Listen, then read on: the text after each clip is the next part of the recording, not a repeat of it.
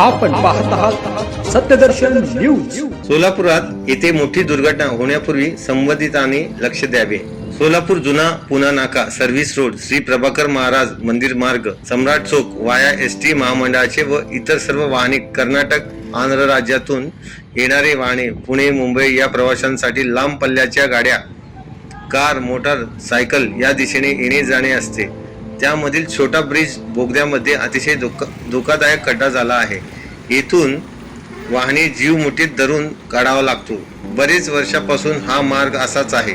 हा मार्ग Pune Mumbai Hyderabad Aurangabad express highway आहे। सर्वसामान्य माणसाकडून सुद्धा रोड टॅक्स शासन घेत असते।